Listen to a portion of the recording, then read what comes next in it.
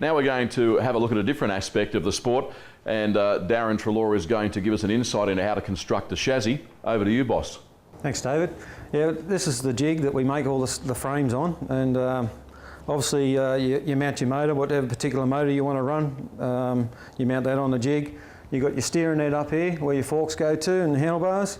You've got your rear plates where your rear wheel mounts, and then you've got your sidecar wheel mount there.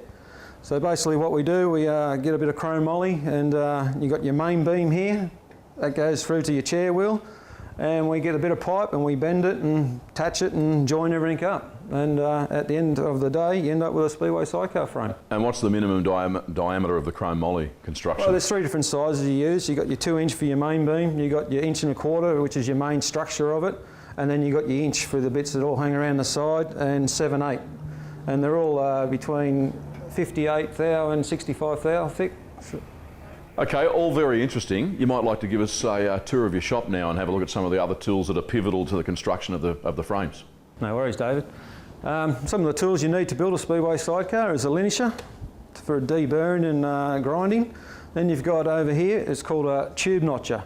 What we do with this, we put the safety glasses on for the safety side of things. Run the hole saw through there, pull it out. You got your bit of tube.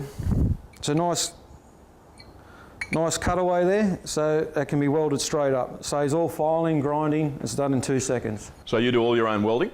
Yes, I do. And over here is where the welder is. This is called a WIA TIG welder, and that does aluminium and steel. That's what we weld the frames up with. And then out here, if you come out here, we've got the pipe bender. This is where we bend the tube. Basically, we stick a bit of chrome moly through the mandrel here. We've got the handle here. You've got your degree wheel here, so you can work out how many degrees each bend is. And then you've got the wheel here, so you know exactly what each bend is. And then we just pull it around here like so, until you get the degrees you want. Like that, 20 degrees. And then obviously you slip the tube out and go and check it and make sure it's the right bend. If not, you bend it a little bit more. But basically what we do, we start off with a bit of tube like that, and then we end up with something like that, the finished product. Well, mate, thanks for that brief overview on how to construct a Speedway sidecar chassis. Tinkering with the bikes and the behind-the-scenes preparation is obviously something that you enjoy. Oh, I love doing that, David. It's great.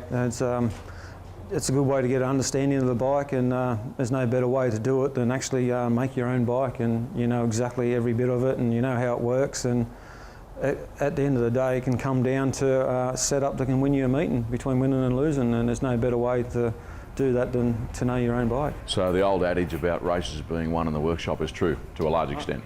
It is true, David.